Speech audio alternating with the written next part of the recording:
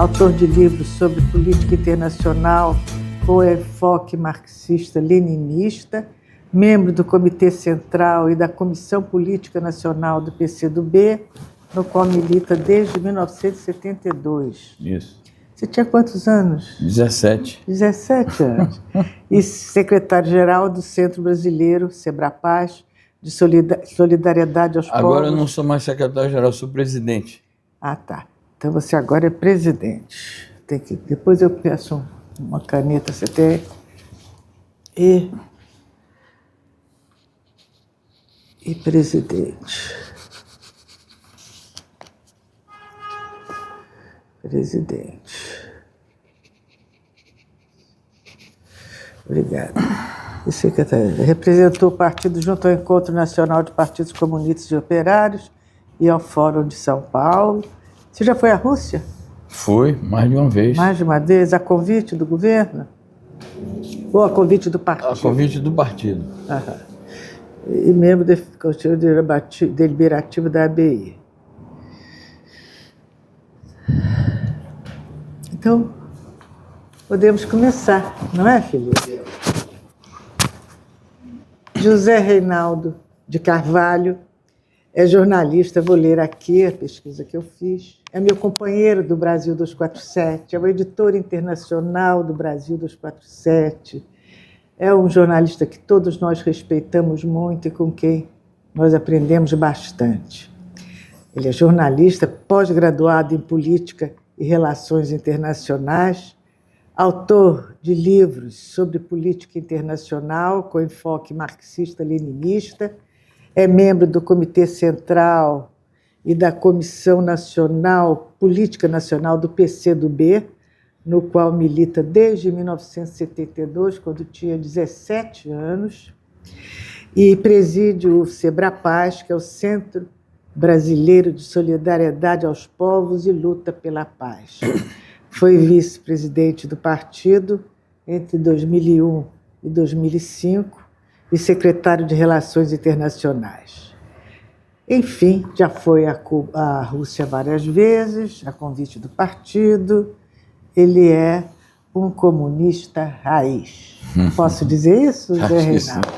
O que é ser um comunista raiz? Primeiramente, ter convicções e cultivar essas convicções. Não permitir que elas feneçam, porque nós vivemos num tempo em que é muito difícil manter convicções, porque o socialismo, depois de algumas derrotas que sofreu, ali no final dos anos 1980, começo dos 1990, ficou muito desacreditado. O socialismo como sistema político e econômico e o comunismo como ideologia, porque quem dirigia os países socialistas eram os partidos comunistas. E nesse período houve muita apostasia, digamos assim, muita renúncia às convicções. Houve muita gente que passou para o outro lado. E outros que não passaram para o outro lado desistiram da luta, acharam que já Você não era. se refere ao Brasil? Ao Brasil e ao mundo. E ao mundo. Ao Brasil e ao mundo. Então, digamos, né, isso aqui você chamou de comunista raiz ou comunismo raiz, é principalmente ater-se às convicções. Não perder de vista o compromisso original, porque quando uma pessoa se torna comunista, ao ingressar no partido e vai desenvolvendo essa característica, ela está sujeita a uma série de pressões. E vai aprendendo com a prática, aprendendo com o estudo, mas aprendendo, sobretudo, com a vida. E essas convicções precisam ser cada vez mais renovadas para não sucumbir às pressões que vêm de outras ideologias ou de pressões econômicas, ou uma série de atrativos que as pessoas têm para renunciar aos seus princípios. Então, acho que a questão é essa, manter os princípios. Claro que é preciso também olhar para o presente, para o futuro e compreender que a luta pelo socialismo ela não é sempre a mesma coisa. Ela depende muito da circunstância histórica, da correlação de forças concreta. Você hoje fala socialismo. Eu falo socialismo porque o socialismo é uma etapa intermediária digamos assim, na perspectiva histórica, a etapa intermediária para se chegar ao comunismo, que é uma perspectiva ainda distante. Mas eu acho que a força capaz de oferecer uma ideologia, uma teoria política, uma tática e estratégia para a luta pelo socialismo é a força do Partido Comunista. Claro que em aliança com outras forças políticas, não perder a perspectiva de que, por exemplo, o Brasil é um país muito diverso do ponto de vista social e não se pode compreender a luta pelo socialismo e pelo comunismo apenas da ótica, digamos, da classe operária, porque o comunismo é exatamente a ideologia da classe operária, dos trabalhadores, de uma maneira geral, mas é preciso considerar que a classe trabalhadora ela tem muitos segmentos e ela é capaz de estabelecer muitas alianças sociais com o campesinato, com as camadas médias da população. Então, a luta pelo socialismo é isso, é uma luta que pode ser conduzida pelo Partido Comunista, mas promovendo uma aliança de classe, e essa aliança de classe se refletir em alianças políticas. Durante muito tempo, e ainda hoje, gerou-se um grande medo do comunismo, sobretudo devido ao período autoritário do Stalin, às mortes, né, os assassinatos, as prisões. Fez-se do comunismo o grande lobo mau do mundo, né? Você acha que esse conceito já foi ultrapassado? Eu acho que não de todo, porque ele deixou muitas marcas, né?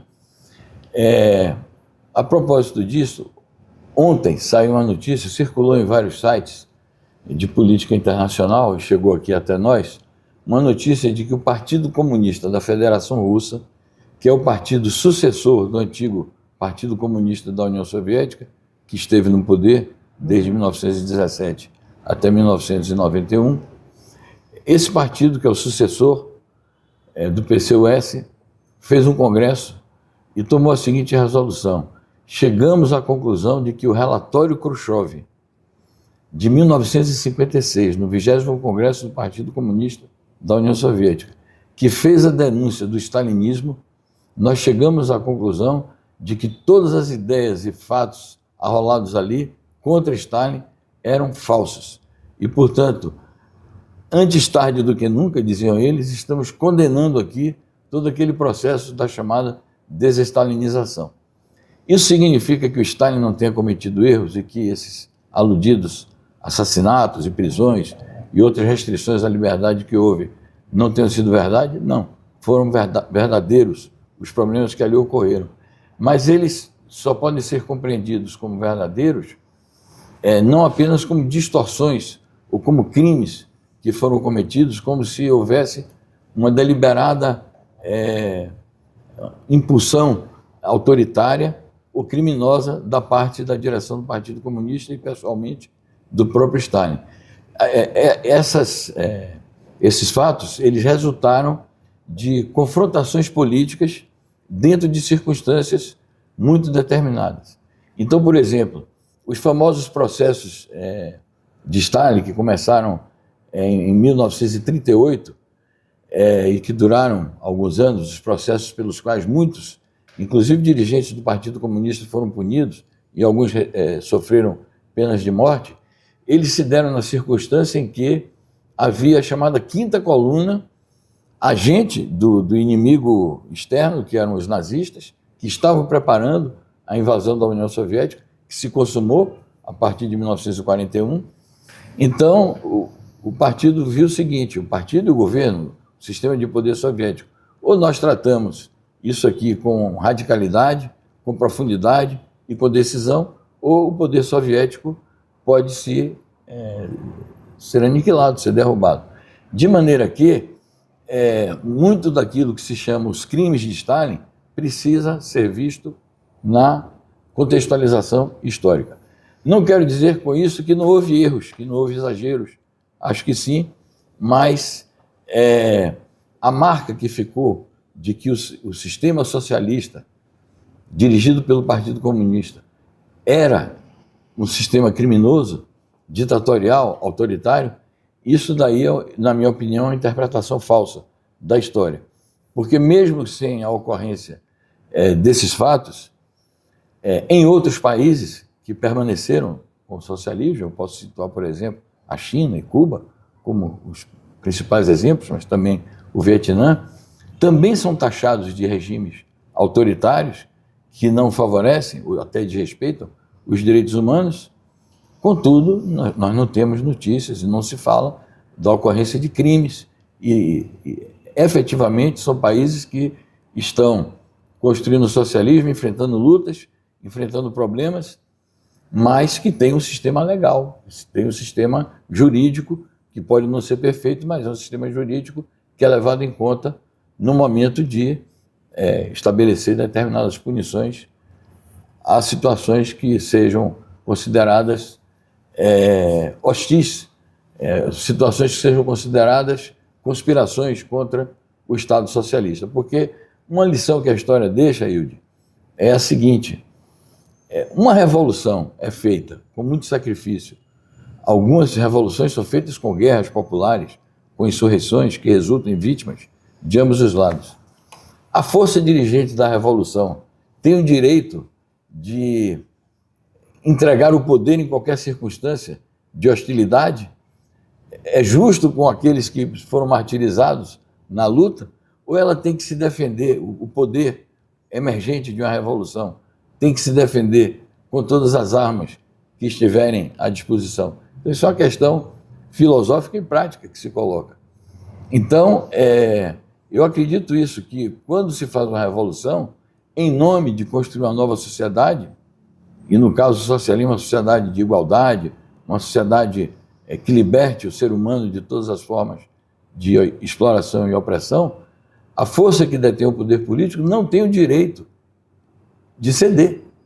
Então, em situações limites, em situações extremas, acaba tendo que recorrer também ao uso de uma força mais enérgica para impedir que o poder político degenere.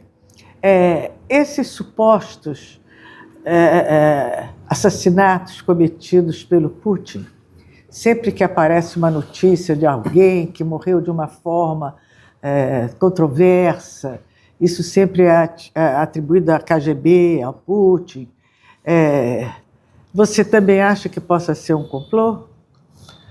Eu acho que isso são versões que nunca foram comprovadas, difundidas pela mídia controlada pelo sistema de poder mundial, e muitas vezes são notícias difundidas pelas agências, eles dizem de inteligência, eu digo de espionagem, principalmente a CIA, Mossad e outras agências, a serviços de interesses antissociais, antidemocráticos e antinacionais, controladas por quem detém o poder mundial,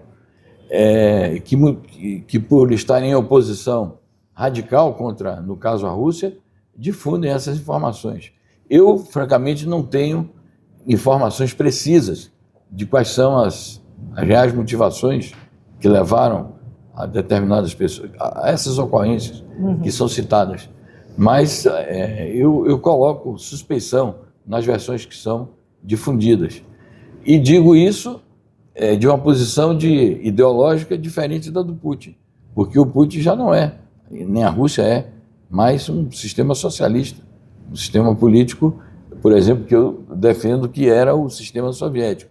Muito embora eu ache que a Rússia hoje, mesmo não sendo mais socialista, desempenha um papel positivo no contexto internacional, porque a Rússia se transformou num dos polos de oposição à hegemonia estadunidense.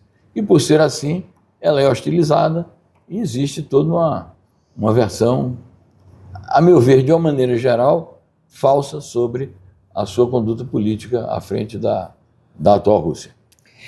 Você falou da importância do comunismo para o operariado, né? Que o operariado seria a motivação, né? Mas nós vemos que nesse novo mundo já que está se delineando, o operariado vai se extinguir, sendo substituído por máquinas, robôs, equipamentos.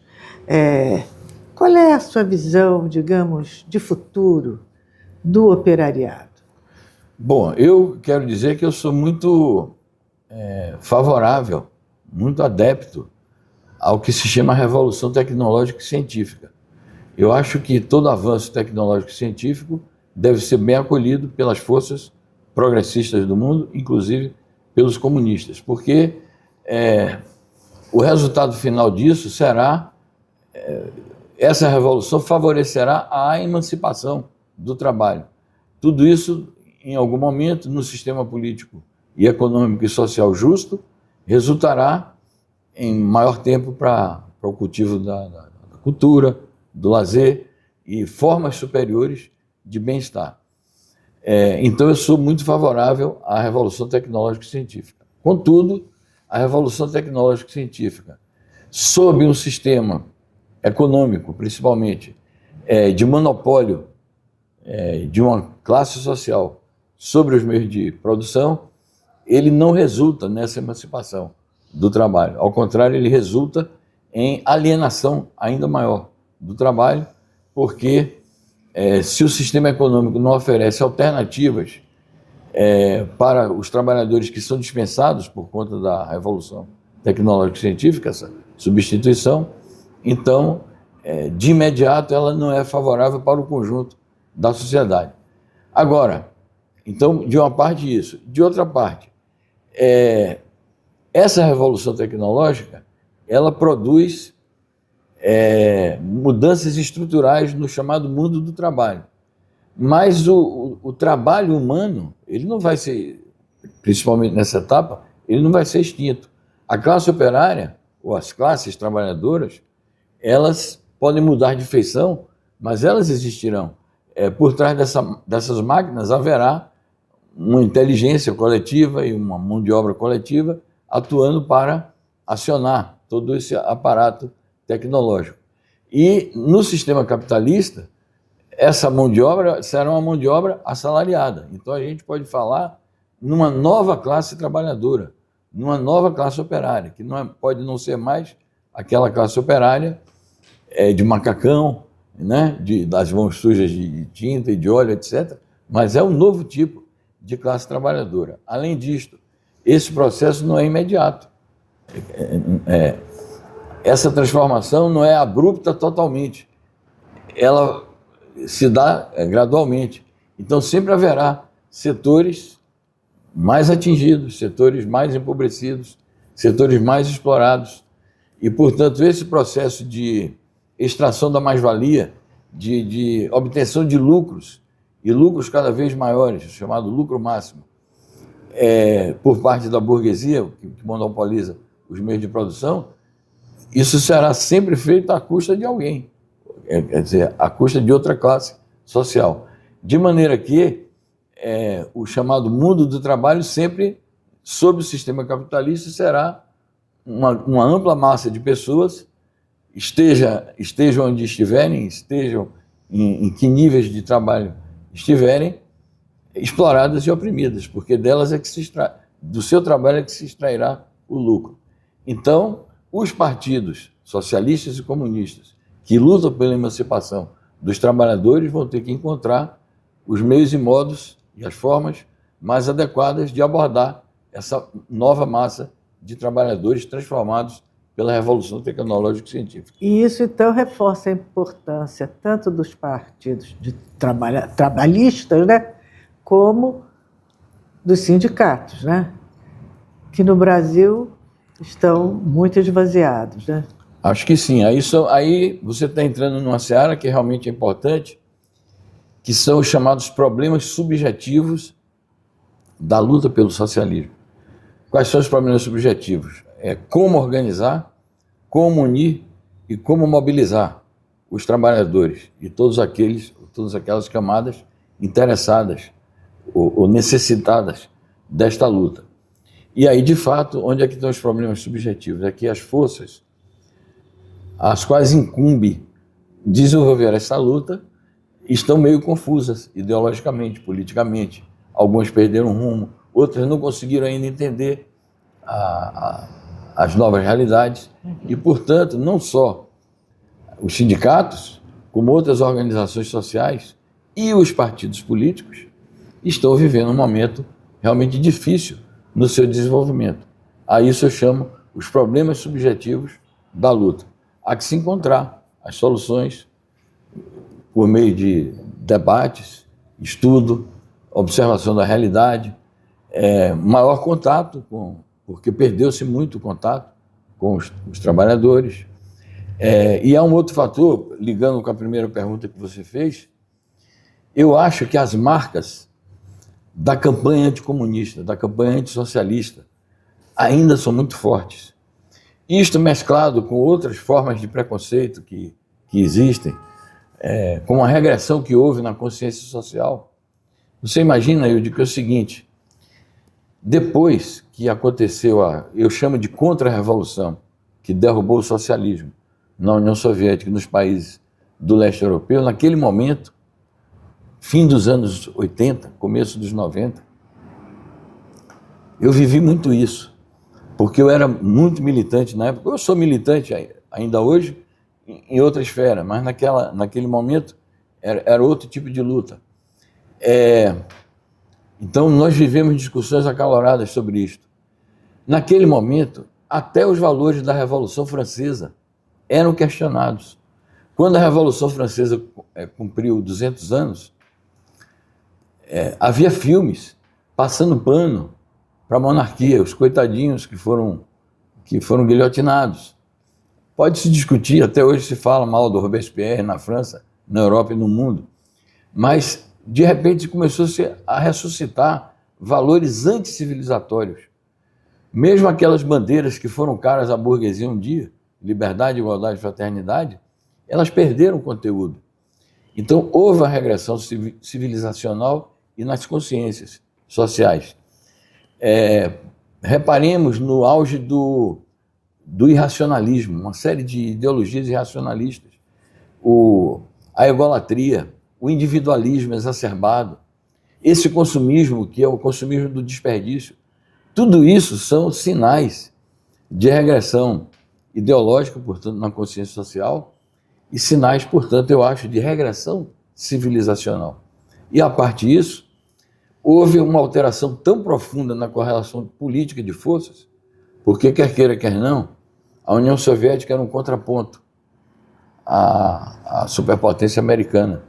Uma neutralizava a outra. Então, a União Soviética era uma espécie de força contentora, força de contenção. Da gula americana. Exatamente. E aí, com o surgimento dessa correlação de forças, as forças comunistas, socialistas e da emancipação nacional e social, elas perderam muito o empuxo, perderam muito o contato e credibilidade perante as massas. Então, tudo isto faz parte do que eu chamo os fatores subjetivos da luta pelo socialismo, que ainda não foram recuperados.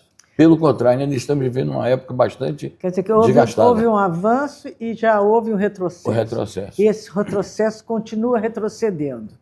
Eu acho que ainda estamos vivendo uma época difícil.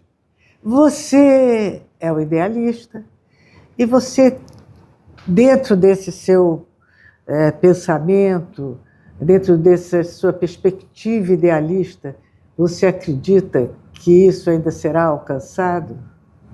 Eu acho que na perspectiva histórica, sim. Não sei se será alcançado na minha dimensão existencial, porque a nossa dimensão existencial é finita num curto prazo, né? E a gente nunca deve confundir o tempo existencial de cada um com o tempo histórico. São dimensões realmente muito distintas.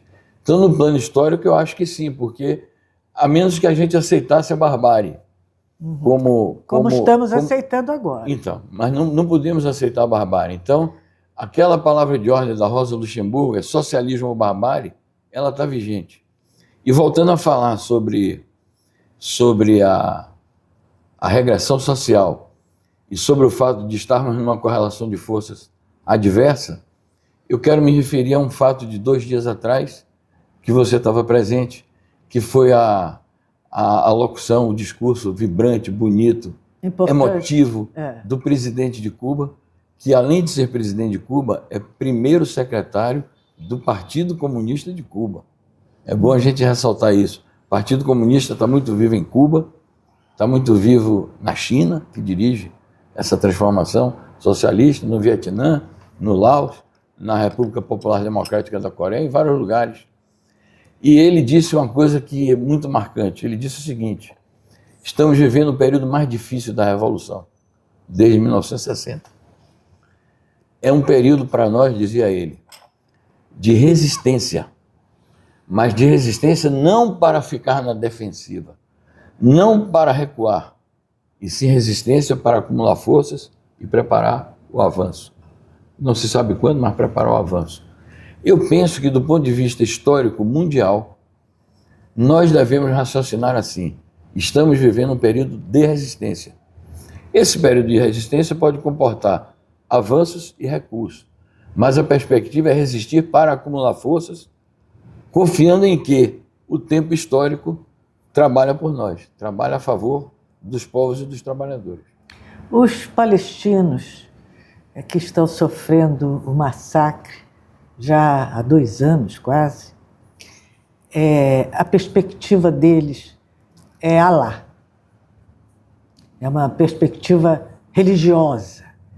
É o que lhes garante a resistência e é o que impede que Israel, digamos, passe o rodo em toda a população, extermine todo mundo, né?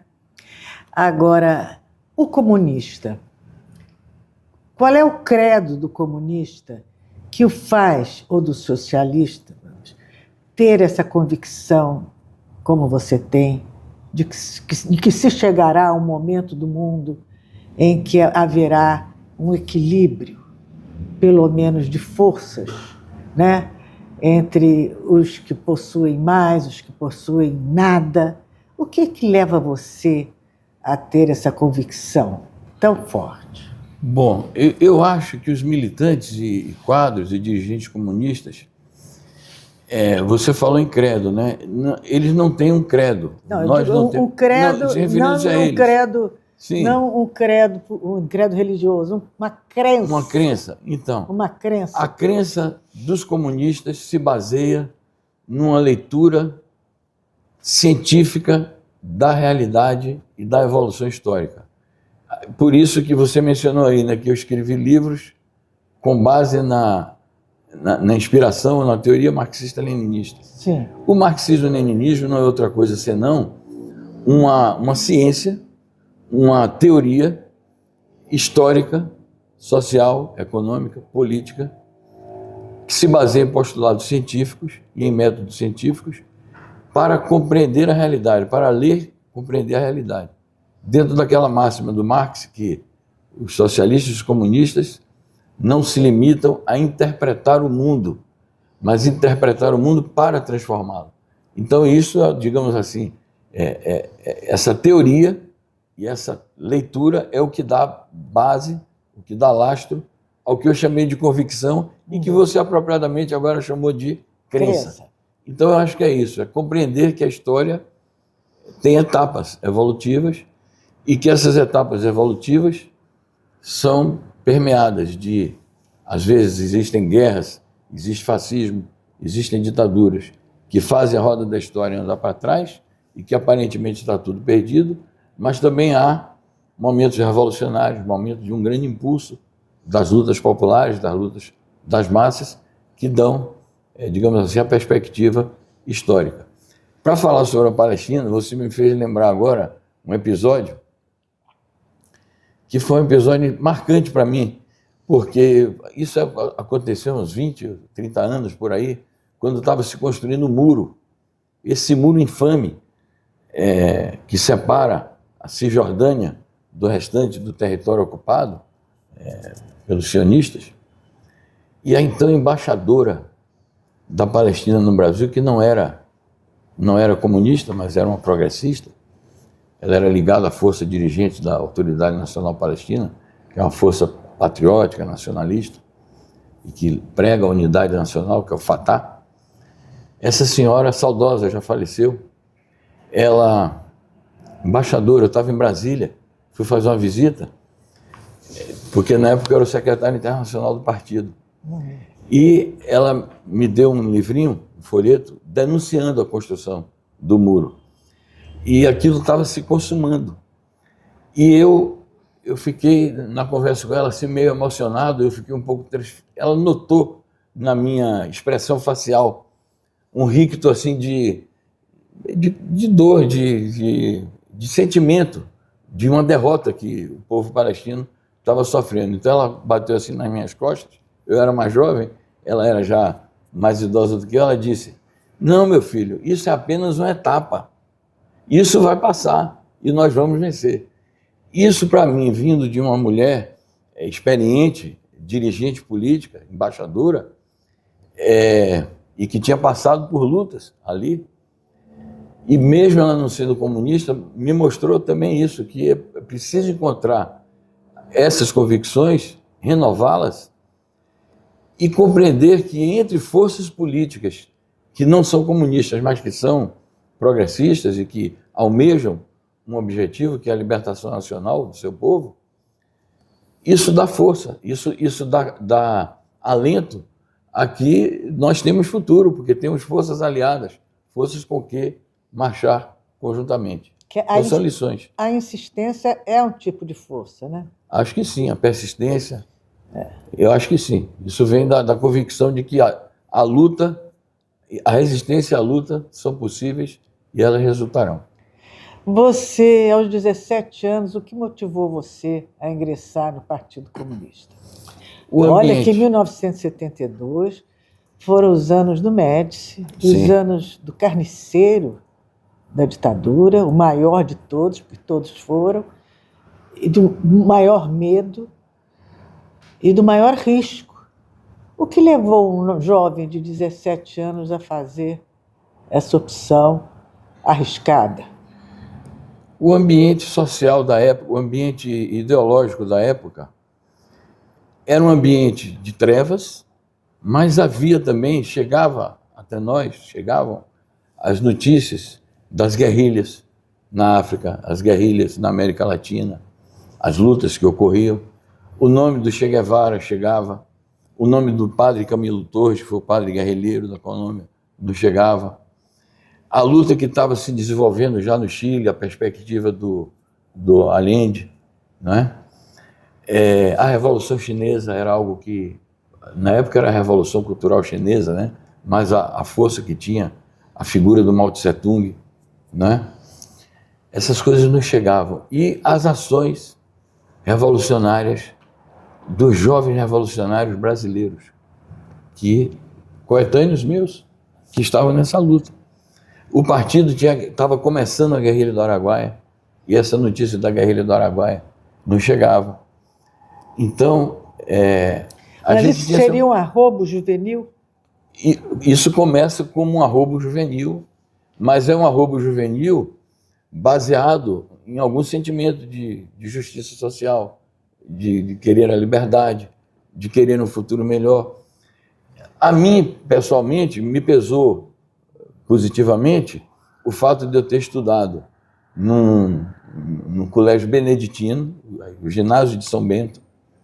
Aonde? Em Salvador. Em Salvador. Eu estudei no ginásio de São Bento, que tinha um abade progressista, que foi o Dom Timóteo Amoroso Anastácio, que era irmão do Amoroso Lima. Amoroso Lima. E a educação que a gente recebia no Mosteiro de São Bento era uma educação, hoje a gente diz progressista, mas era infundir os elementos de justiça social, de solidariedade. E na época de 68, eu era bem mais jovem, de 68 eu tinha 13 anos. Havia aquelas passeatas estudantis, o ginásio de São Bento ficava na própria Avenida 7 de Setembro, que é a principal avenida de Salvador, e as passeatas passavam por ali. Quando acontecia a repressão, os monges do Mosteiro de São Bento abriam a porta para salvar alguns, botavam para dentro os jovens que estavam correndo da polícia. Que bonito. Então isso chegava a nós tínhamos 13, 14 anos. Além disso, a famosa missa de São Bento, do Mosteiro de São Bento, aos domingos eles tinham uma missa, que era uma das vozes do protesto político na Bahia, eram os sermões de não do abade, mas do prior do mosteiro, que era Dom Jerônimo. Ele fazia sermões incríveis, na linguagem, claro, usando as metáforas todas religiosas e os bons valores do cristianismo. Ele fazia alusões, e essa missa era transmitida ao vivo por uma das rádios. Na época era era a frequência normal. Então, os sermões do Dom Jerônimo era algo que calava muito também na juventude, esses valores dos direitos humanos, da democracia. Então, digamos que eu tenha sido favorecido na minha adolescência e juventude por essas ideias. Pelo seu ambiente no ensino fundamental. Ali era o ambiente, hoje chama fundamental, naquela época era o secundário. Secundário. Era o secundário. Bom, era o ginásio, né, como a gente chamava. E as notícias que chegavam, por exemplo, o assassinato do Lamarca, isso foi muito marcante também para mim. Alguns assaltos que o PCBR, na época era o PCBR fazia, e outros, na Bahia era o PCBR. Então isso tudo mexia com uma certa camada de jovens. E eu encontrei um colega que um dia me apresentou a guerrilha do Araguaia, me apresentou o partido, me convidou para o partido. Então, claro, a gente ficava encantado, achava que aquilo era uma grande novidade, entende? E ao mesmo tempo aquilo despertava esperanças. Então foi isso que, digamos assim, me motivou de maneira mais imediata naquela conjuntura da minha vida pessoal. Você nunca aderiu a um movimento armado, nada? Não, eu próprio não, mas quando entrei no partido, a gente achava que ia para a guerrilha do Araguaia. Como vários jovens da época foram para a guerrilha do Araguaia, todos que estavam na guerrilha do Araguaia eram muito jovens e morreram jovens. Todos? De 18, 20, 23. Raras as exceções, né? Sim, quase todos eram muito jovens. E são heróis do povo brasileiro, né? Então, eu nunca participei da luta armada, mas a gente tinha essa perspectiva. Quem sabe você chamado para ir para a guerrilha do Araguaia. Mas a guerrilha do Araguaia foi reprimida logo em seguida. Você acha que esses heróis do seu tempo, do povo brasileiro, eles têm o reconhecimento do povo brasileiro ou o seu reconhecimento se limita aos pequenos grupos e instituições que se ocupam em cultivar essa lembrança? Eu acho que, momentaneamente, essa segunda alternativa, porque agora eu acho que quando nós tivermos no Brasil um poder revolucionário e que reconheça que chegaram ao poder, mesmo que seja daqui a 50 anos, ou mais, sei lá, graças a esses heróis, então, e de posse das instituições educativas e comunicacionais, etc., a justiça histórica será feita. Em algum momento será feita. A memória histórica não se perderá. Agora, infelizmente, hoje, de fato, a maioria do povo brasileiro nem chegou essa informação a essa maioria. Se você fosse o presidente da República, ou se você fosse alguém com um poder político no Brasil, quais seriam as suas medidas primeiras para possibilitar a conscientização do nosso povo sobre sua história e sobre sua real situação nesse ambiente capitalista, nesse ambiente de grande mídia, esse ambiente de ficção em que ele vive? Bom, eu, primeiramente, que não vejo essa perspectiva para mim. Eu quero uma coisa fantasiosa. Eu posso fazer uma outra pergunta, diferente? Digamos que você vá escrever um livro, fazer um exercício de futurologia, um livro de ficção científica. Quais seriam as soluções que, neste livro, os seus personagens dariam ao Brasil?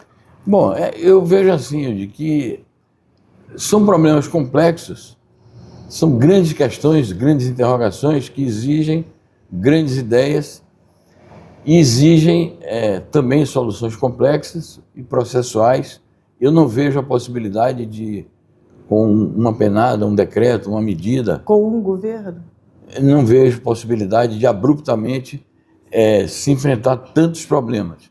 Mas eu diria o seguinte, é preciso implantar no Brasil, e não só quando, diante de uma perspectiva histórica, que vista de hoje pode parecer distante, mas eu acho que todo governo progressista no Brasil e que tenha possibilidade de correlação de forças favorável deveria implementar um conjunto de reformas estruturais nesse plano que você falou, que é um plano mais de consciência, reformas educacionais profundas, que envolvem reformas curriculares, que envolvem formação de professores, que envolvem bibliografias as mais adequadas possíveis, que envolvem a reeducação das Forças Armadas, que envolvem a implantação de concurso público para tudo, que envolve a democratização dos meios de comunicação. Para tudo é o quê?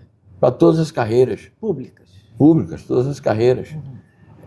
Inclusive as Forças Armadas, uma reestruturação da educação das Forças Armadas, que são educadas para fazer guerra contra o povo e não para defender a pátria, né? E, claro, o problema dos problemas nesse plano da consciência, a questão dos meios de comunicação. Os meios de comunicação não podem ser sequestrados, como são, pela propriedade privada, monopolista. Como é que você, digamos, até justifica, porque isso precisa de uma justificativa, um governo, não é só este governo, tantos governos do PT que nunca deram um olhar mais aprofundado e objetivo para essa questão da mídia, do monopólio do pensamento, do monopólio da consciência do povo brasileiro. Eu acho que, para isso e para outras questões que requerem reformas estruturais, acho que dois fatores pesam para que, depois de tantos governos progressistas, nós já estamos no quinto, não tivéssemos avançado em muitas coisas. Porque nós avançamos muito na execução de políticas públicas virtuosíssimas. Porque é óbvio que o presidente Lula e a presidenta Dilma, que é uma mulher a quem se deve fazer toda a justiça histórica, porque ela também fez parte do processo de redenção do povo brasileiro nessa questão de aplicar políticas públicas virtuosas, que tiraram os brasileiros da fome, da miséria absoluta e que levaram progresso para várias áreas do Brasil. Então, eu acho que houve muitos avanços nesse terreno, da parte do presidente Lula e da parte da presidenta Dilma. Mas dois fatores impediram a realização das reformas estruturais. Primeiro fator, correlação de forças. Nós nunca tivemos uma harmonia entre o governo central do país e o conjunto das instituições. Então nós tivemos a ilusão do poder, mas ter o governo central do país não é ter o poder. O poder é o governo central, é o parlamento, é o judiciário, são as Forças Armadas, são os governos estaduais. Então, as forças de esquerda e centro-esquerda no Brasil nunca tiveram o poder político. E, para ter o poder político, eu acho que só uma revolução política. Aqui não discuto a forma de luta, se é revolução armada, se não é revolução armada, mas uma revolução política que mude as classes dominantes no poder. Com essas classes herdeiras, que têm o DNA do escravismo colonial, o poder político jamais será do povo. Bom, então faltou correlação de forças. E isso impede, o fato de que ter o governo e não ter o poder completo, impede a realização de reformas. Porque se estruturais, se quiser avançar nisso, é comunista e tal, derruba. Então esse é um fator. Mas houve um outro fator, que eu digo aqui com todo respeito, inclusive de quem fez todas as campanhas, participou de todas as campanhas, até por engajamento partidário, porque o meu partido sempre fez campanhas para os 5 mandatos que a esquerda conquistou. E apoia com todas as forças. E apoia sem restrições o governo do Lula e como apoiou o governo da Dilma, com ministros e com colaboradores de diferentes tipos. Mas, e a questão que eu vou falar aqui não se refere aos líderes, aos presidentes. além da falta de correlação de forças, houve falta de convicção e de vontade política, eu diria assim, do coletivo dirigente do processo político brasileiro. Das Você forças. diz em todos os governos de esquerda? Nesses últimos governos não houve uma convicção arraigada de que era preciso fazer mudanças estruturais. Então, além da correlação de forças, falta de correlação de forças, que é um problema objetivo, houve também falta de convicções, porque houve momentos mais favoráveis. Será que é porque os nossos políticos, mesmo os de esquerda, muitos deles herdam valores do coronelato, os valores dos privilégios, os valores da ascensão social, do consumismo, e aí faz o Brasil ser um eterno filme, o Leopardo? Não é isso? Mudando para não mudar. Para que tudo permaneça na mesma. Eu acho que esse é um fator subjetivo real. Existe aí nos partidos essa autocrítica? Não vejo, não percebo autocrítica, porque esse fenômeno que você acabou de descrever, que é real, ele se traduz por uma palavrinha, que é o seguinte, o carreirismo político. Então, realmente, mesmo nas forças de esquerda, as mais respeitáveis, às vezes a mosca azul pica. Então, as pessoas passam a não ter mais o compromisso com a causa, com o partido, com a classe que gerou o partido, e o compromisso é consigo próprios. E os fenômenos até do nepotismo acontecem. Qual é a causa, por exemplo, de um partido como União Brasil, Republicanos? Existe causa? Em absoluto, não em absoluto. Nenhuma causa. Você vê sentido nessa multiplicação de partidos sem causa? Nenhum. Sem bandeira? Sem discurso? Nenhum. Esses partidos todos de direita que se travestem de centrão, porque centrão é uma palavra que já, ela de per si já é uma anomalia linguística e é uma anomalia sociológica e política. O centrão morreu com a eleição do Collor. Foi aí que morreu o centrão. Segundo a Michele Bolsonaro, vamos ao nível da Michele Bolsonaro. Segundo a Michele Bolsonaro, num pronunciamento recente, eles objetivam reescrever a Constituição, fazer uma nova Constituição.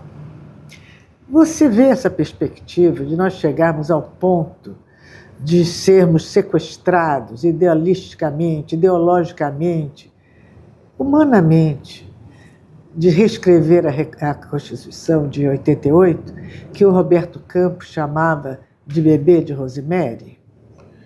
E havia a tese de que o Brasil, com esta Constituição, seria ingovernável, né? Porque não seria capaz de assegurar os direitos que a Constituição consigna, né?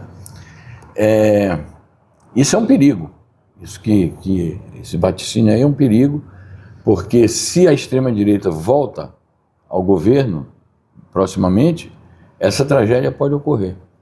Agora, isso nos leva a um paradoxo também, porque em outra correlação de forças, numa situação em que as forças progressistas tivessem força para se impor não no sentido autoritário, mas para fazer prevalecerem as suas ideias, os seus valores, os seus programas, o Brasil precisa sim de outra Constituição, mas uma Constituição em que haja uma correlação de forças favorável a escrever uma nova Constituição, porque essa já foi conspurcada.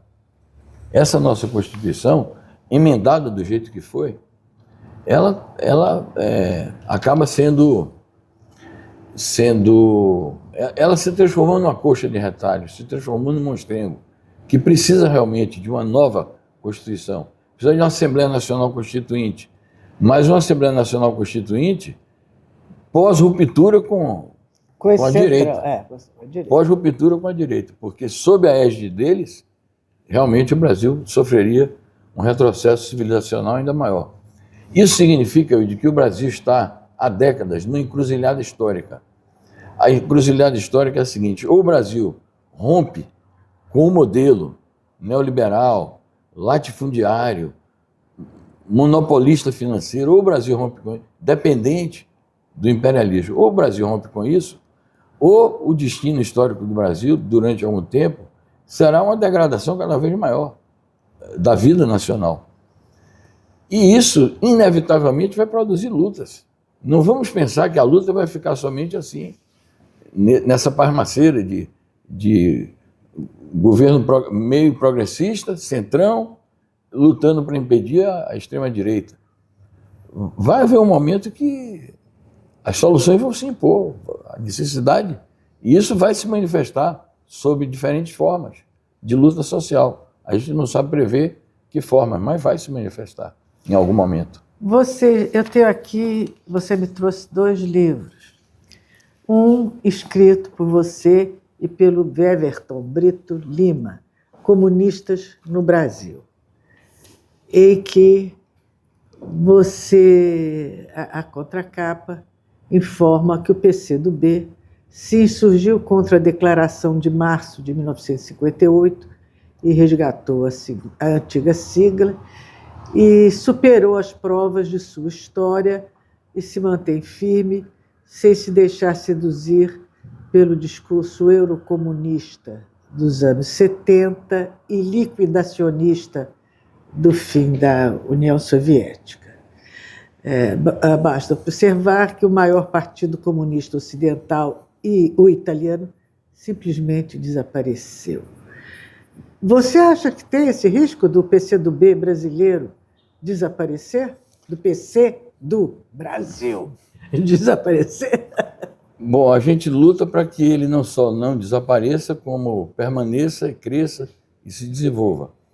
Agora, há pressões ideológicas, a essas às quais nós nos referimos anteriormente, essas gerais, né? Quando me refiro à Declaração de Março, a Declaração de Março de 1958, quando no antigo PCB havia um Partido Comunista só no Brasil. Uma divisão. Isso. Né? Essa divisão foi acarretada pela Declaração de Março de 58, que pregava um caminho de conciliação de classes, um caminho de moderação e de praticamente fusão do antigo Partido Comunista do Brasil, sigla PCB, com os partidos do nacional desenvolvimentismo, os partidos nacionalistas, social-democratas.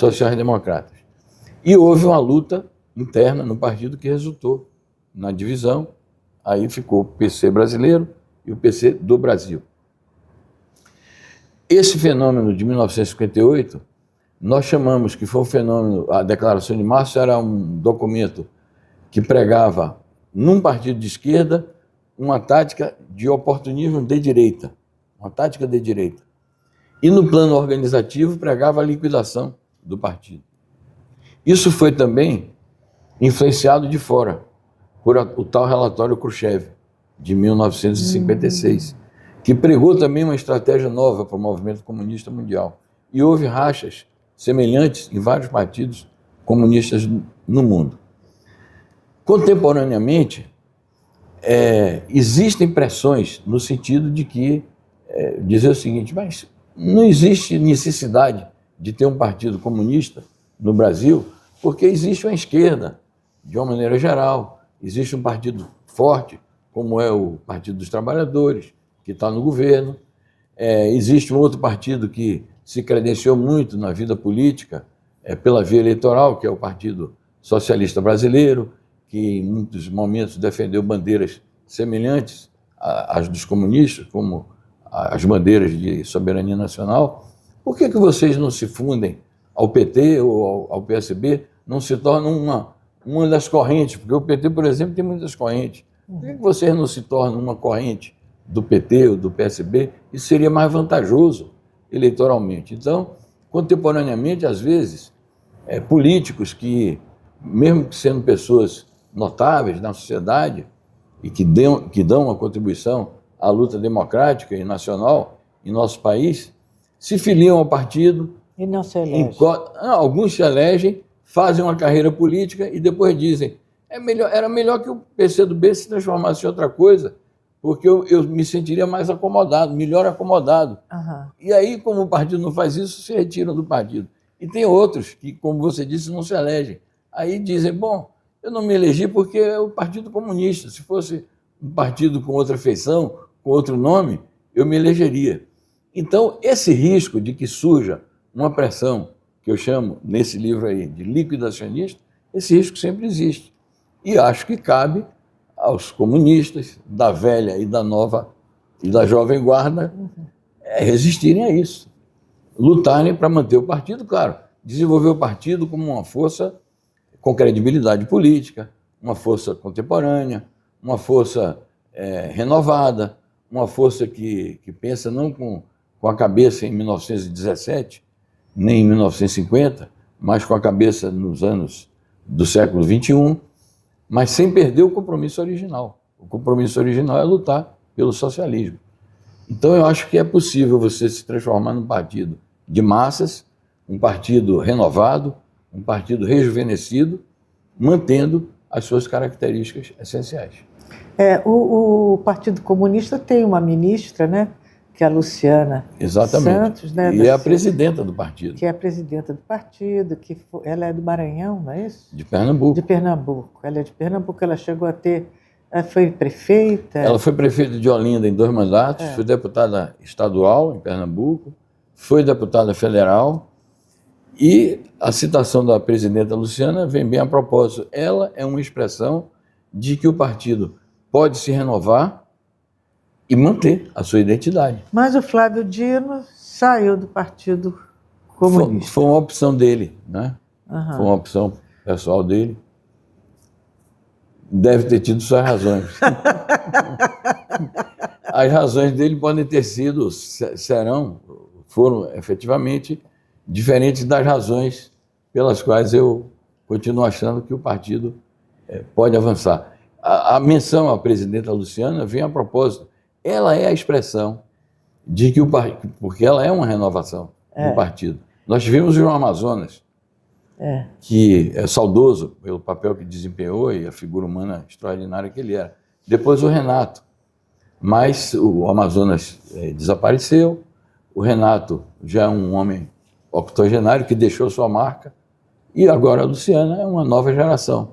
E o fato de que ela exerce um posto elevadíssimo na República, ministra do governo Lula, mostra a capacidade que o partido tem de produzir um quadro político com o preparo que ela tem, preparo político e técnico, exercer essa função e mostrar ao povo brasileiro, aos trabalhadores, essa nova feição do partido. Então isso é a demonstração de que o partido tem vitalidade e tem capacidade de resistir às intempéries e acumular força para se preparar para o futuro. Você é casado há quantos anos? Bom, com minha atual companheira, eu sou casado há uns 30 anos. Ela é a sua primeira companheira? Não, já tive outros matrimônios. Já teve outros? Quantos? Outros 2. São 3. Porque uma coisa que eu observo é que o comunista é mais fiel nos seus casamentos, ou não? Eu creio que sim, né? Eu acho que sim. Eu creio que sim. Bom, eu tive Porque precisa ter essa comunhão ideológica também, né, que liga, isso é muito forte. Embora haja também casos em que não há, porque não há necessariamente essa questão de ter afinidade política. Então, tem muitos companheiros e companheiras que são casados com parceiros ou parceiras de outras ideologias e de outras atividades. Mas isso também pode influenciar. O termo companheiros, ele sobrepujou o termo camaradas? Para nós comunistas, não. Embora isso também é uma nuance linguística. Nós nos tratamos dentro do partido como camaradas. Mas são palavras sinônimas. E interessante é o seguinte, na Itália, eles não falam camarada, porque quem falava camarada eram os fascistas. Uhum. Então eles falam companho, que é literalmente companheiro. Em outros países fala camarada, como nós aqui falamos. Então companheiro e camarada não tem... os petistas só falam companheiro. É isso. Acho que acabou tendo essa significação, que os comunistas se tratam de camaradas, os não comunistas como companheiros. Mas eu acho que são palavras Nós estamos num equivalentes. momento muito, até emocionante, que é um momento de conscientização repentina do povo brasileiro com esse impacto provocado pelo Centrão, que não aprovou, pelo Centrão não, pelo Congresso, né? Que não aprovou o IOF do Lula, nem com a medida de não cobrar imposto dos pequenos, ou cobrar pouco imposto dos pequenos e onerar a taxa dos muito ricos, né? Você acha que essa conscientização e esse momento de impasse, de muito fervor, né, nas redes sociais, você está nas redes sociais, contribui de alguma forma com a causa do comunismo? Eu acho que sim, pelo seguinte, a essência do Partido Comunista é a luta. Durante algum tempo recente, começou-se a estigmatizar a palavra polarização. É preciso despolarizar o país, porque polarização se tornou sinônimo daquele tipo de luta emocional, quase, e fratricida que ocorreu entre nós, a esquerda e a extrema-direita, no período do Bolsonaro, em que as famílias se dividiram, amizades foram desfeitas, e a luta política assumiu aquela feição que a gente conhece. Aí se dizia, é preciso despolarizar o país, distensionar o país. A polarização é objetivo. Essa polarização, isso não é polarização. Isso foi uma manifestação, digamos assim, fora da curva. Esse tipo de reação pessoal. Polarização é um fenômeno objetivo e que ocorre independentemente de nossa vontade e vai ocorrer sempre. Primeiro é a polarização social, essa, entre ricos e pobres, entre trabalhadores e exploradores.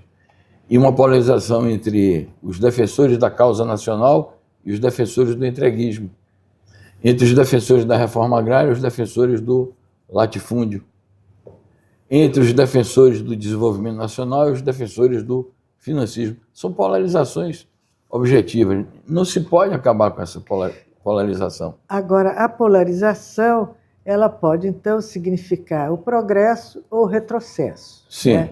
Você acha que nós poderemos chegar ao comunismo sem polarizações? Não, Não podemos. Eu acho que a luta, a polarização é objetiva. É saudável. Eu acho.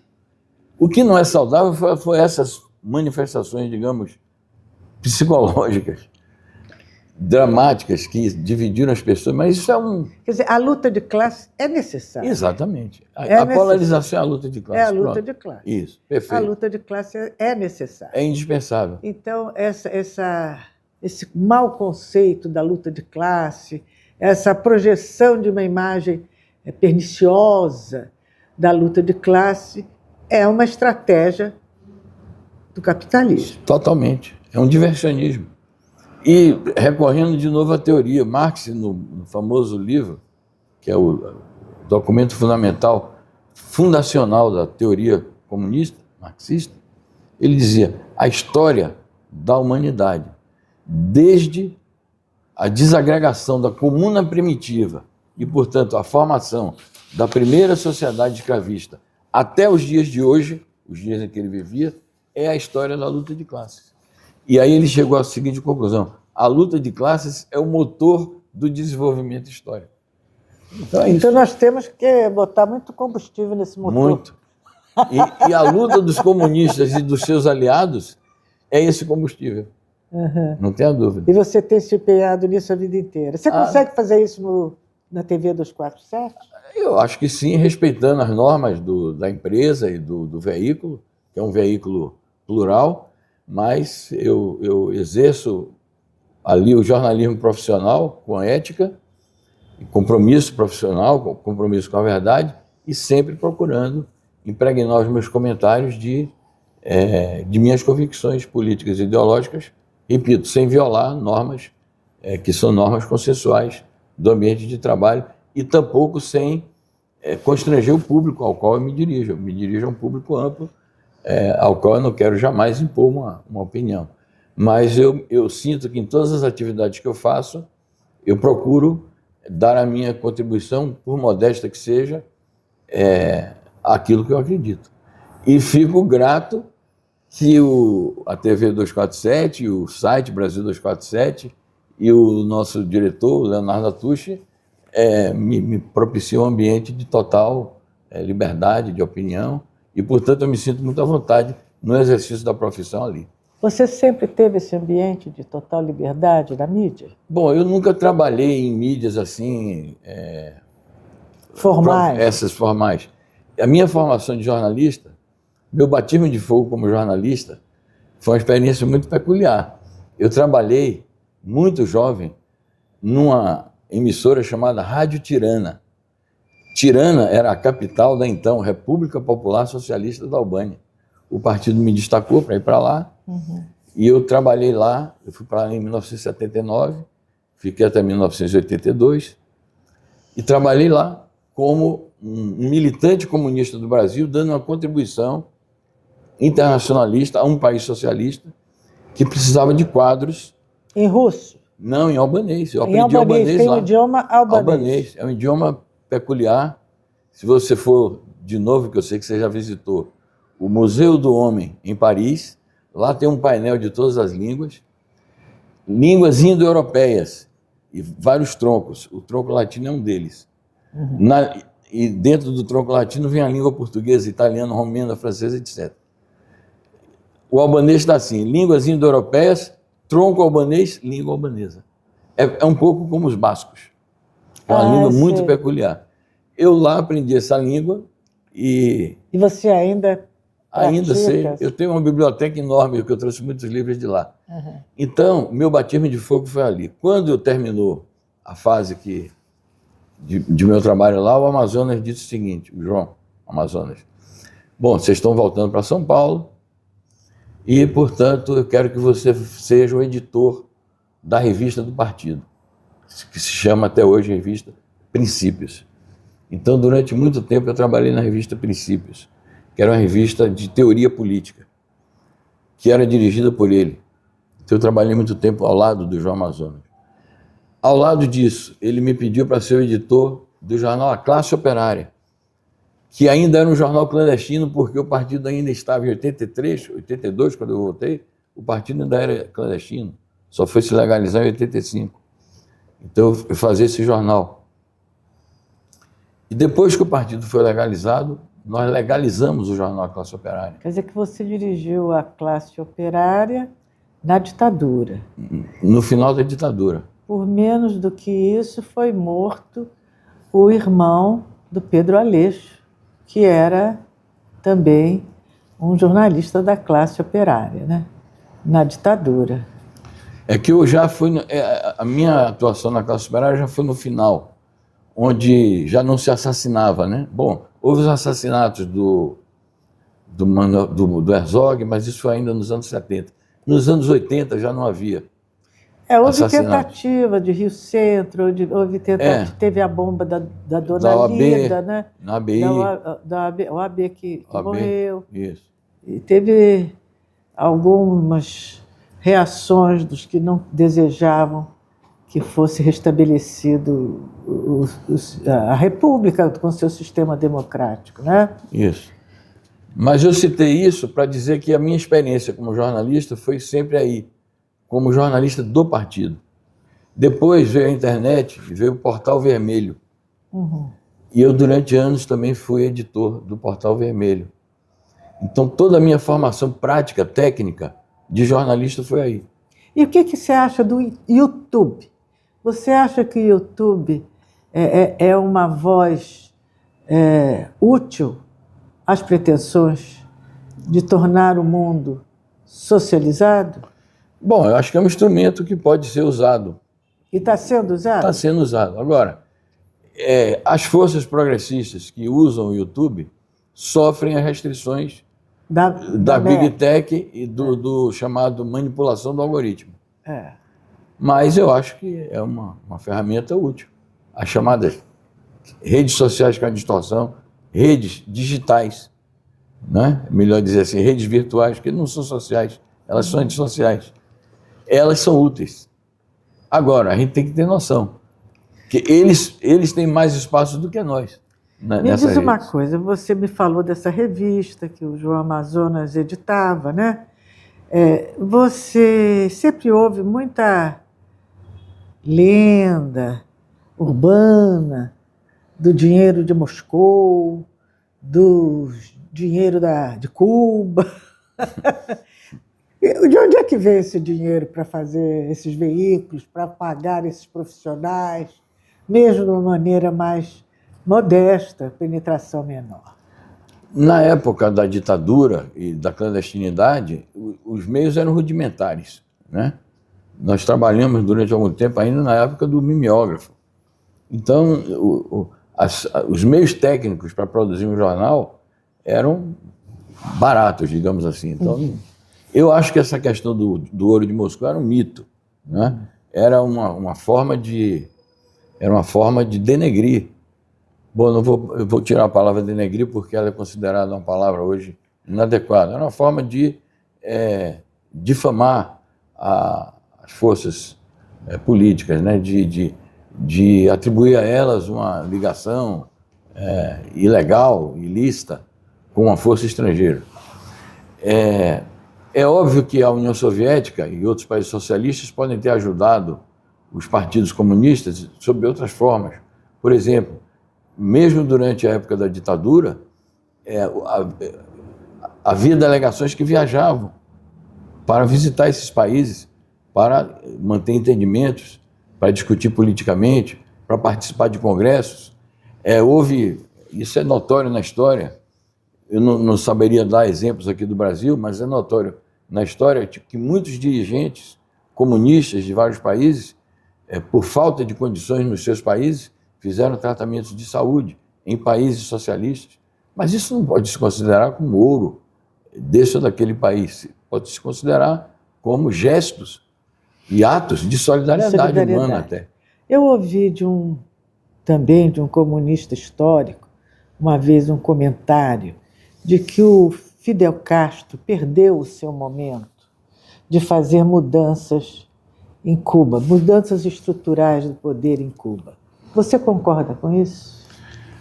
Não creio que ele tenha perdido o tempo, porque Cuba ela permanece com a sua estrutura básica. Ela está num processo de, como eles chamam, aperfeiçoamento do modelo econômico, mantendo a essência socialista. Aliás, o presidente Dias-Canel falou isso anteontem. Cuba nunca se renderá. Cuba nunca fará mudanças no seu sistema essencial. O Fidel, todo o tempo que ele viveu, ele enfrentou uma situação muito dura, de muitas pressões.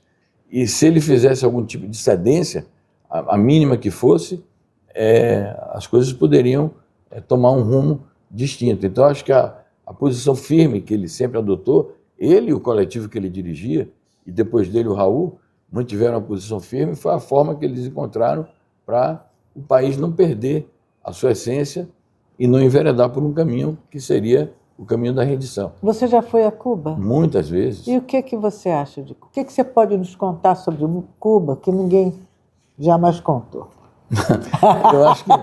eu acho que todo mundo que foi a Cuba já contou muita coisa, desde aquele primeiro livro que saiu do Fernando Moraes, Célebre a Ilha, né? Não, o que eu posso contar de Cuba é que é um sistema socialista. A sua experiência pessoal em Cuba?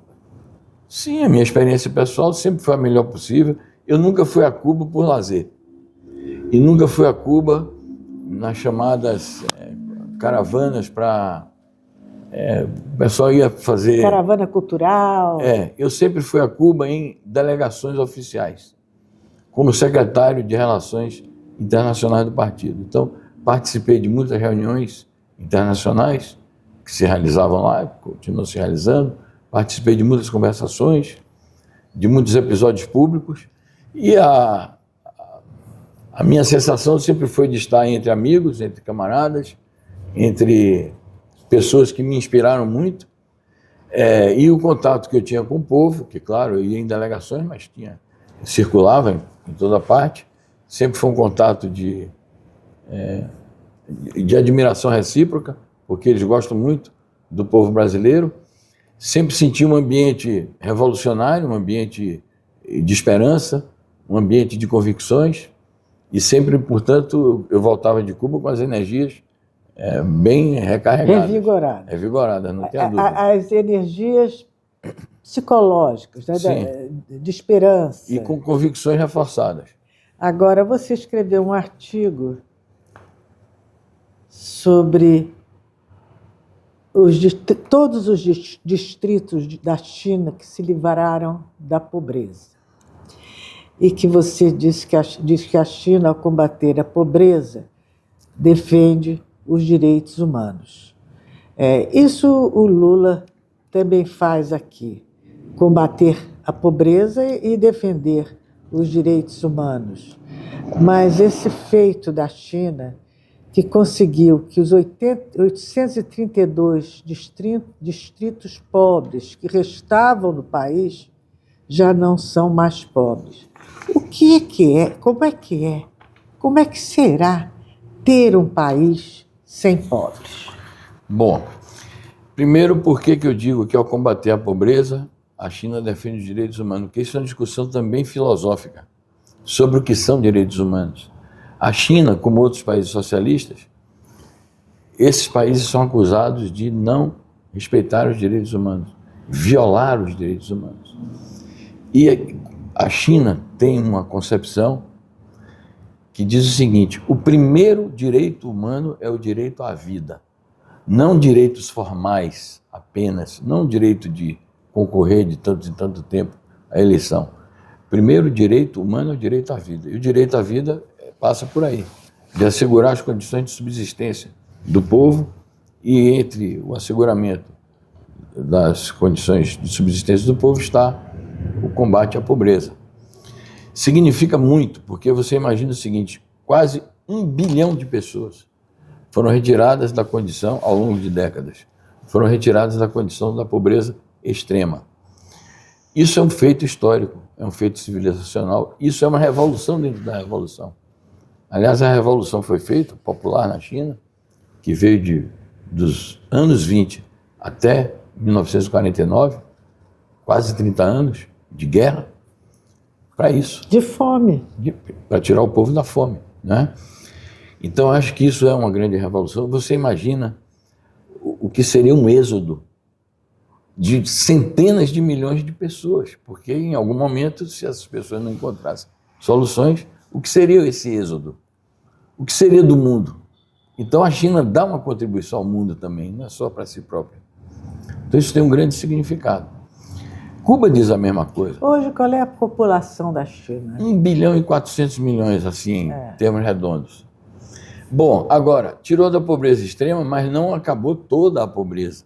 Ainda existe polarização social, existem diferenças sociais. O objetivo, hoje a China vai se transformando pouco a pouco, mas agora acho que aceleradamente, num país, digamos, para utilizar os termos da sociologia daqui, de classe média.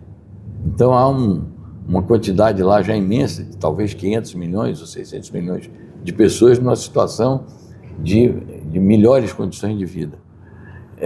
Mas ainda há uma camada de pessoas pobres, mas em condições dignas. São pobres, mas não é pobreza extrema. Não é falta de comida, não é falta de habitação, não é falta das condições de atendimento primário à saúde. Então, são conquistas sociais importantes. Agora, os chineses têm um programa de luta. Eles diziam assim: nós temos 2 metas centenárias. A primeira meta centenária se cumprirá, e se cumpriu, em 2021, que é a meta do centenário da fundação do partido, que era essa meta, de acabar com a pobreza extrema. Uhum. E a segunda meta centenária é para 2049, quando a Revolução cumprirá também um século de vitoriosa. Qual é essa meta centenária, a segunda? Ter a China como um país socialista, eles não abrem mão dessa caracterização, um país socialista moderno, um país socialista próspero, um país socialista civilizado, ou seja, há desafios ainda na construção de uma civilização, um país socialista culto e um país socialista plenamente democrático dentro do Estado de Direito deles. Isso também significa que eles reconhecem que há desafios nesse terreno. Agora, os desafios nesse terreno de tornar-se plenamente democrático dentro do Estado de Direito jamais significará, eles frisam isso muito, adotar o modelo político ocidental. É por isso que eles não aceitam a China. Porque dizem, mas aquilo ali eles estão desenvolvendo o país, mas é uma ditadura, mas o chefe de Estado, o chefe do partido é um imperador. Então eles não aceitam que um país seja civilizado e próspero sem o modelo político ocidental, que é um modelo político fracassado, um modelo político decadente. Haja vista o que se passa nos Estados Unidos e haja vista o que se passa no processo de fascistização na Europa. E mesmo onde não há fascistização, nós temos democracias de fancaria, falsas. O que foram as imposições... Haja visto até o que se passa no Brasil. Bom, no Brasil também. Então, o modelo democrático, liberal, faliu completamente. Ele já não serve. Ele já não é adequado para assegurar o desenvolvimento O que humano. faliu primeiro, a democracia ou o capitalismo? Eu acho que o capitalismo, porque a superestrutura é o reflexo. A democracia. Sem dúvida. Mas disso se fala há muito tempo, né? Sim, porque é isso. A democracia, o sistema político, é um reflexo da estrutura da sociedade. É a superestrutura, no caso. Então, claro que a falência, a decadência primeiro do sistema propriamente dito econômico.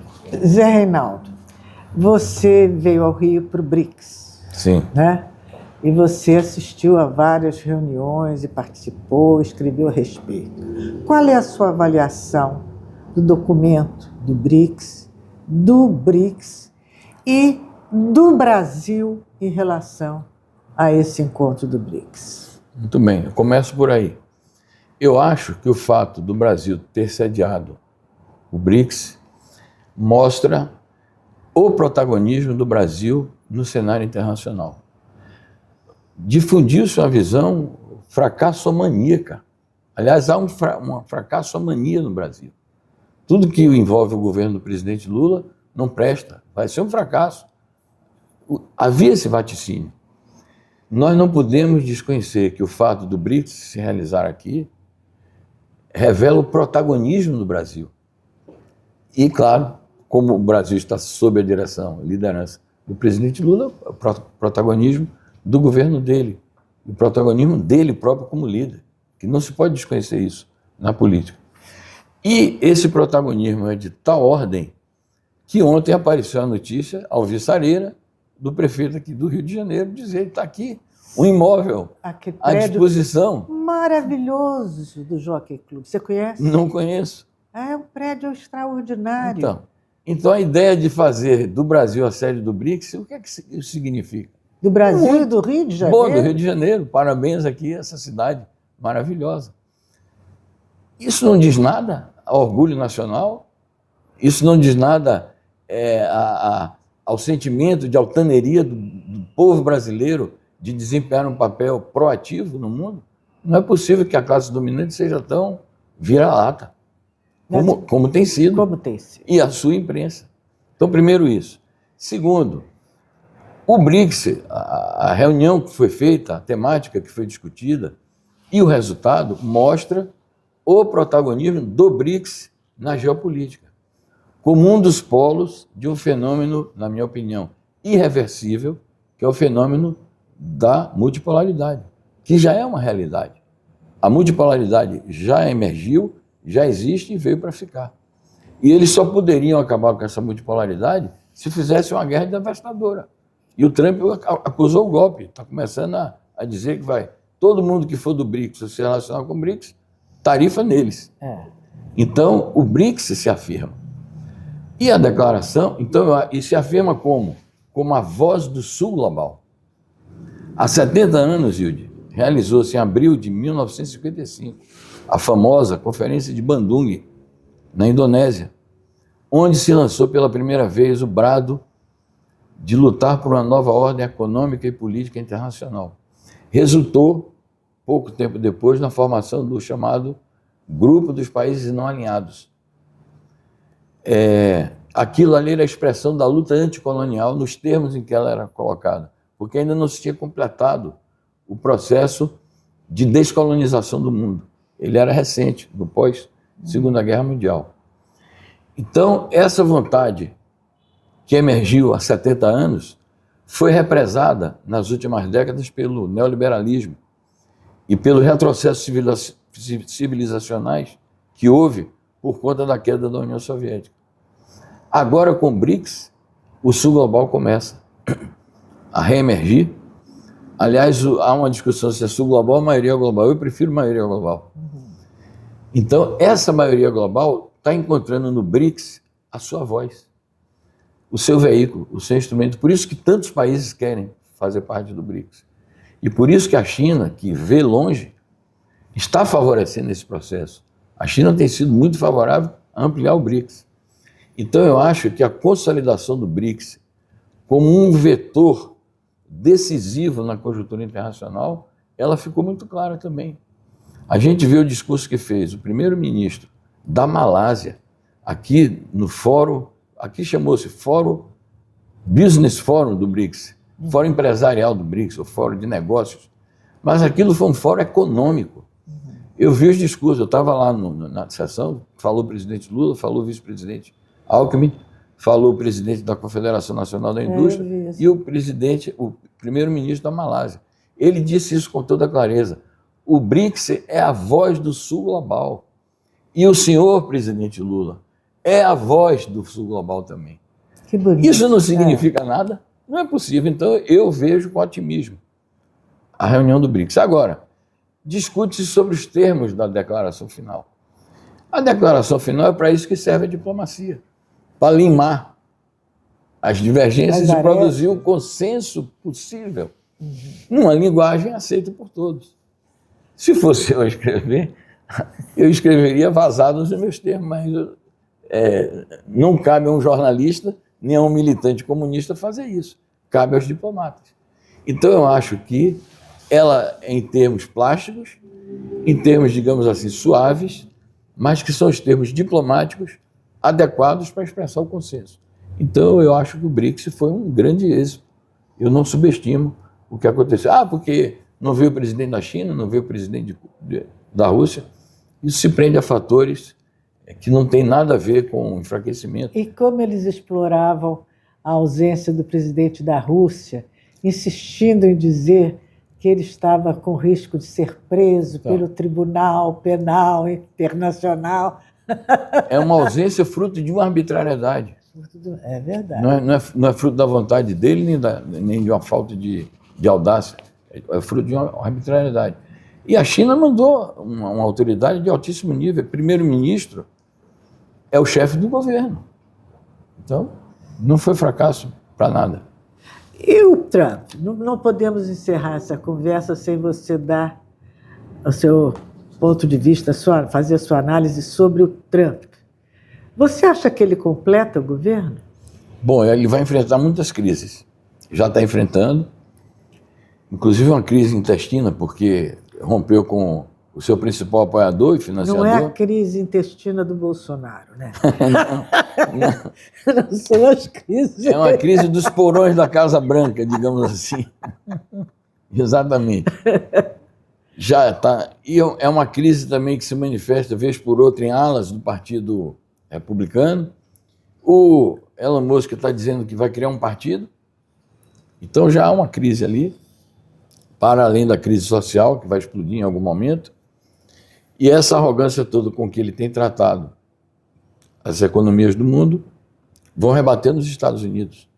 E está tratando seu próprio sistema legal, né? Porque ele conseguiu que o processo em que ele estava envolvido deixasse de existir em relação àquele milionário que reunia homens importantes com mulheres jovens, né? Como é que é o nome dele? Jerry? Mas enfim, não tem importância. E que apareceu morto na cadeia. Sim. Ele conseguiu que todo aquele processo deixasse de existir. Exato. Né? E o Elon Musk fez ameaças Porque o Elon Musk disse que ele estava na lista, né? Isso. E ele conseguiu sair dessa, né? Você acha que ele vai conseguir até o final se manter com essa ferocidade e com essa e criando tantas preocupações para o mundo, como cria para o Canadá, como cria para a Groenlândia, como está criando para o Brasil, no momento em que ele faz uma declaração tão enfática contra o sistema judiciário do Brasil, né? Como é que você vê isso? Bom, eu acho isso. O Trump, o seu governo, é uma espécie de usina de crises. E haverá muitos conflitos políticos, conflitos com o próprio judiciário local. Ele tem sofrido algumas derrotas, depois reverte. Agora, eu não saberia prever exatamente, né, se ele dura o mandato todo, se não dura, mas ele vai fazer um bom estrago. Vai fazer estrago, mas também pode sofrer muitas consequências.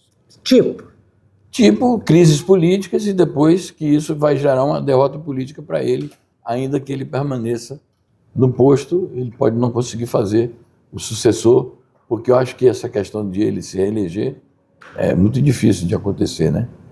Porque o sistema americano não permite. Não, ele quer se reeleger até como Putin, ficar se reelegendo indefinidamente. Mas o Putin conseguiu um formato juridicamente válido na legislação. E outro pode conseguir também, né? É mais difícil isso lá nos Estados Unidos. Pela diversidade de interesses, acho mais difícil. Mas você, com essa sua placidez, essa sua tranquilidade, e você é um homem que teve na sua vida uma perda, a pior perda, que é a perda de um filho, né? O Daniel Ilirian Carvalho, seu filho. Quantos anos ele tinha? 36. 36 anos, quando ia começar a viver, não é, Zé Reinaldo? E ele era poeta, né, o Daniel? Sim. E você me permite, você trouxe o livro dele com uma dedicatória tão bonita. Se você me permitir, eu posso ler? Sim, por favor. Camaradas. Olha, nós falamos dos camaradas. Camaradas são homens, mulheres, destemidos na labuta, mas não se entregando em luta.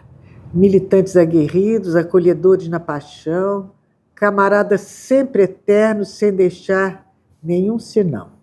São poetas, são atores, retirantes, sem tremores, deixando seu suor e aliviando dores. Sonhadores de melhores dias, onde o povo tem a chance de viver dignamente, além do suficiente, nos horizontes que se expande. Enredar por essa leva e tornar-me camarada. Que bonito ele falando isso, né? Foi uma escolha certa que eu fiz na minha jornada. Uma escolha já nascida ao longo dessa vida e do amadurecimento provocado pela fúria de não ser mais um lamento. Assim vamos firmes, unidos nessa batalha pela justiça humana e dignidade que nos valha. Que lindo! Devia se chamar José Reinaldo Filho. Ele é o Daniel Ilirian Carvalho. Que bonito ver. Eu acho que é o maior tesouro que um pai e uma mãe pode dar aos filhos. São as suas esperanças. São as suas ousadias, a sua coragem e os seus sonhos de futuro, né? Que são esperanças. Meus parabéns, Reinaldo. Muito obrigado. Você cumpriu o seu papel de pai. Deu ao seu filho o melhor de você. É isso que é o melhor de nós, né? Eu não sou dona da verdade, mas eu penso assim, o melhor de nós é o que está dentro de nós, porque dali não sai nunca. É isso que fica. Muito obrigada por esse livro, viu? Eu que te agradeço e que viva para sempre a memória dele. E as poesias dele e os seus princípios. Claro, é isso. Obrigado. Eu que agradeço, eu vou ler um livrinho. Agora, entre comunistas e poetas, né? Meu cardápio está totalmente já organizado para esses dias. Muito bem, obrigado. Eu também ganhei uma medalha. Filma isso. Eu também ganhei uma medalha. Também tem uma condecoração. A medalha que eu ganhei assim, eu não esperava. É a medalha Darcy Ribeiro. Olha. Um homem da minha grande admiração. Também admiro muito o Darcy. Você admira o Darcy? Muito, muito. Pois eu ganhei essa medalha Darcy Ribeiro. Que ocasião? Semana passada, no Festival de Cinema e Política, e eles exibiram o filme sobre a minha mãe, né? E o meu irmão, e me deram essa medalha como se eu a merecesse. Merece muito. Eu estou herdando. Isso tudo é herança, nada é meu merecimento, são construções anteriores. Zé Reinaldo, muito obrigada por ocupar o seu tempo precioso. Agora o Brasil cheio de chefes de Estado, aqui no Rio de Janeiro, e você aqui me dando seu tempo. Você é um companheiro de trabalho adorável, sempre tão atento e tão assim, generoso com as pessoas que debatem com você. Pelo menos isso eu posso falar do domingo, do Bom Dia de Domingo do Brasil 247. E você me inspirou a eu começar, então, também uma série de entrevistas com os nossos companheiros, camaradas ou não, do Brasil 247. Muito obrigada. Eu que agradeço, para mim é uma honra imensa, indescritível, ter podido ser entrevistado por ti e viver esse momento assim agradável de uma conversa tão bem conduzida pelo seu talento de jornalista e com a experiência que tem. Eu também aprendo muito no convívio com você, como colega de trabalho, e tens a minha admiração. Muitíssimo obrigado. Muito obrigada, Zé. Obrigado.